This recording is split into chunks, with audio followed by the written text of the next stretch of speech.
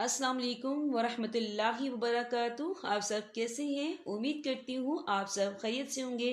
آج کا ہمارا ٹاپک جو ہے سورہ بنی اسرائیل ہے، آیت نمبر 41 سے لے کر آیت نمبر 52 تک۔ آج ہم سورہ بنی اسرائیل کا 5واں رکوع پڑھیں گے انشاءاللہ تعالی با محاورہ ترجمے کے ساتھ۔ چلے آئیے شروع کرتے ہیں۔ شروع کرتی ہوں اللہ تعالیٰ کے نام سے جو بڑا مہربان نہایت رحم والا ہے۔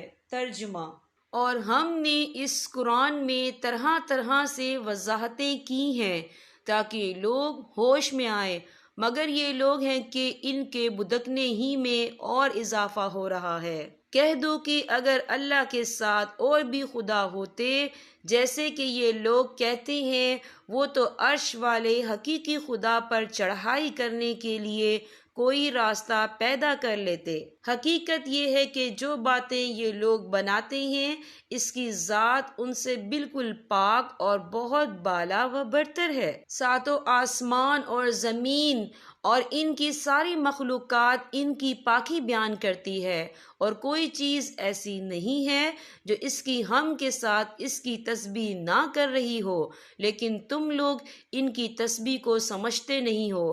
حقیقت یہ ہے کہ وہ بڑا بردبار، بہت معاف کرنے والا ہے۔ اور اے پیغمبر، جب تم قرآن پڑھتے ہو تو ہم تمہارے اور ان لوگوں کے درمیان جو آخرت پر ایمان نہیں رکھتے ایک اندیکھا پردہ حائل کر دیتے ہیں، اور ہم ان کے دلوں پر ایسا غلاف چڑھا دیتے ہیں کہ وہ اسے سمجھتے نہیں، اور ان کے کانوں میں گرانی پیدا کر دیتے ہیں۔ اور جب تم قرآن میں تنہا اپنے رب کا ذکر کرتے ہو تو یہ لوگ نفرت کے عالم میں پیٹ پھیر کر چل دیتے ہیں۔ ہمیں خوب معلوم ہے کہ جب یہ لوگ تمہاری بات کان لگا کر سنتے ہیں تو کس لیے سنتے ہیں، اور جب یہ آپس میں سرگوشیاں کرتے ہیں تو ان باتوں کا بھی ہمیں پورا علم ہے۔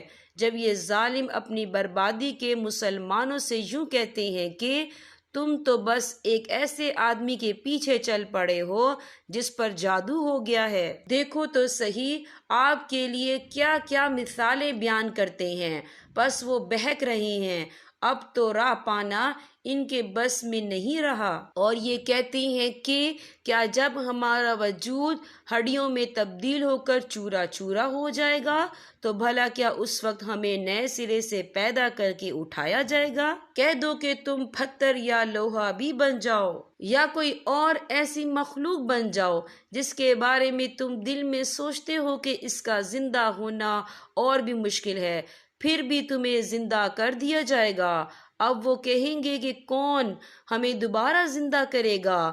کہہ دو کہ وہی زندہ کرے گا جس نے تمہیں پہلی بار پیدا کیا تھا۔ پھر وہ تمہارے سامنے سر ہلا ہلا کر کہیں گے کہ ایسا کب ہوگا؟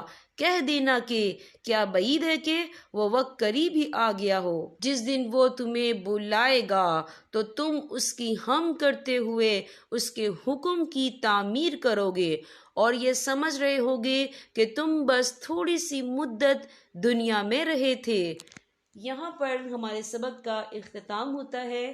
اللہ پاک تمام امت مسلمہ کو قرآن پاک پڑھنے، سمجھنے اور اس پر عمل کرنے کی توفیق عطا فرمائے۔ اب میں آپ سے اجازت چاہوں گی۔ اللہ حافظ۔